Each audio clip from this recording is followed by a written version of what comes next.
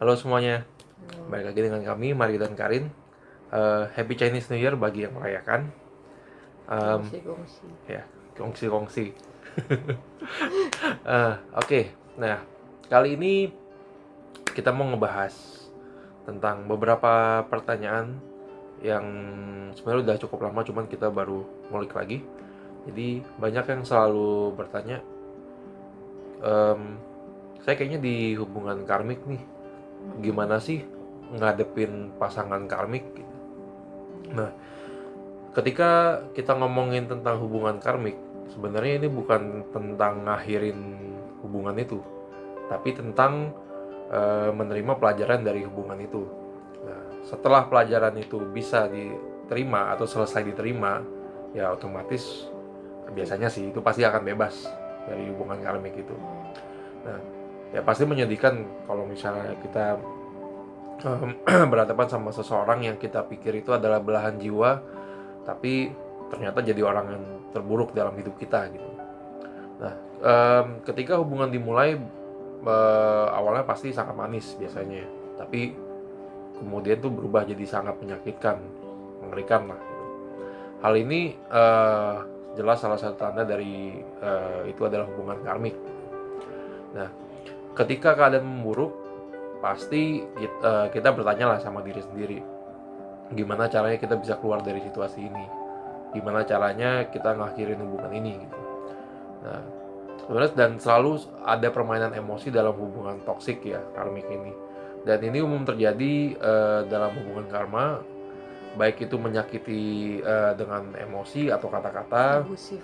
abusif, ya, hingga menyakiti secara fisik ya. Oke, kami akan coba sharing beberapa penegasan untuk bagaimana mengakhiri atau membuat pasangan kita yang toksik itu tidak melakukannya lagi. Ini berdasarkan pengalaman kami. Yang pertama sih, cobalah hentikan interaksi dengan tegas saat dia mulai menyadari, dia mulai menyakitimu dengan kata-katanya, atau baik secara mau verbal mau fisik. Kalau fisik sih lebih baik langsung move on aja deh. Ya, ketika kamu sadar dia telah menyakitimu, seseorang yang telah menjalin hubungan denganmu menyakitimu baik secara langsung maupun tidak langsung, baik secara sadar maupun tidak sadar, dan kamu menyadari apa yang terjadi, kamu harus dengan tegas mengatakan, dengan lantang mengatakan cukup atau berhenti kepada dia ya. Jangan ragu untuk mengatakan enough, cukup gitu kan.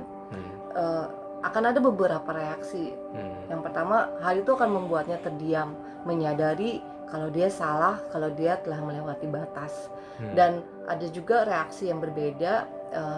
Ada yang defensif, ketika kamu mencoba membela diri seperti itu ya, seperti pas ngomong cukup, stop it gitu, enough, mungkin dia akan menangis, atau sebaliknya berpura-pura menyerang kamu ya, defensif ya, dan menyakitkan ya, play victim bener.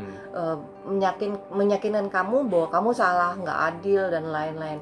Jangan biarkan kata-katanya menghentikan apa yang kamu anggap benar dan kamu masuk ke dalam jebakannya.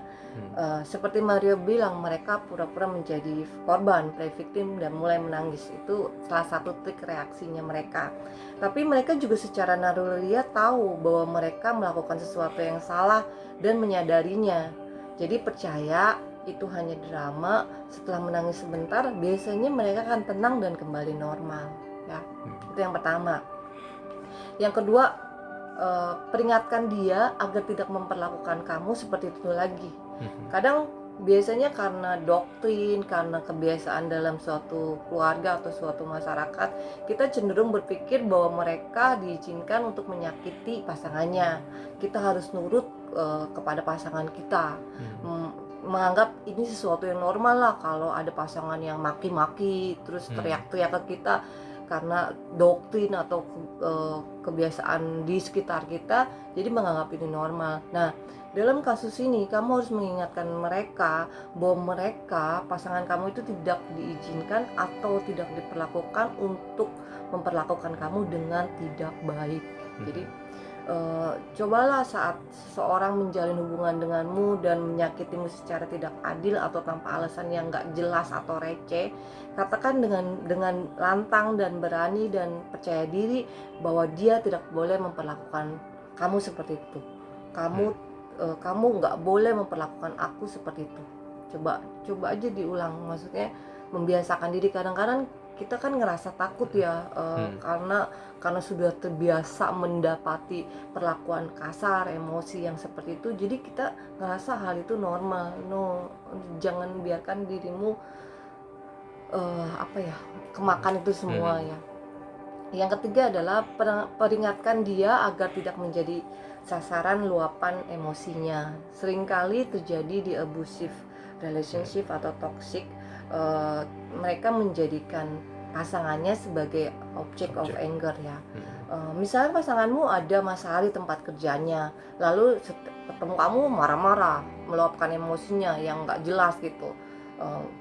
Mungkin awalnya kesulut hal-hal receh lah. Kamu mungkin nggak tahu apa yang mendasari perilakunya sampai dia berlaku marah-marah begitu, berlaku seperti itu.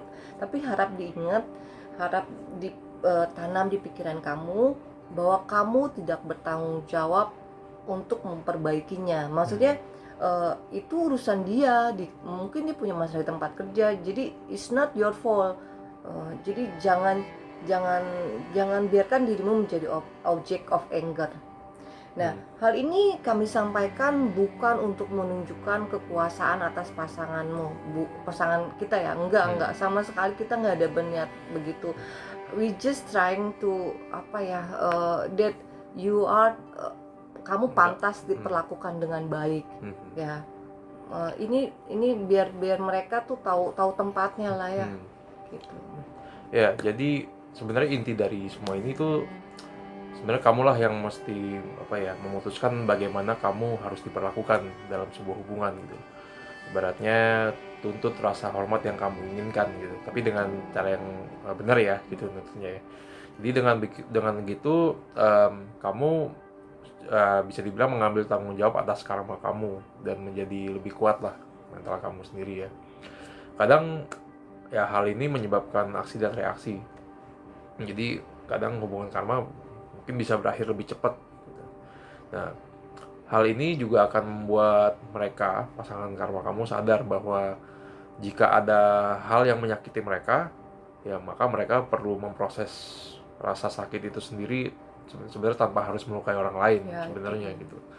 Nah, dengan melakukan ini paling nggak kamu memastikan mereka nggak menjadikan kamu sebagai objek emosinya lagi. Ya mungkin dia mencintai kamu, tapi itu bukan berarti dia berhak untuk bersikap jahat sama kamu gitu loh, dan menjadikan kamu sasaran luapan emosinya. Jadi love yourself. Jangan takut. Oke, sekian dulu tentang hubungan toksik dan bagaimana menghadapinya. Jika ada pertanyaan seperti biasa di komen atau di email. Juga sharing pengalamannya ya. Dan juga sharing pengalamannya. Oke, stay healthy semuanya. Sampai jumpa di konten berikutnya ya. Bye.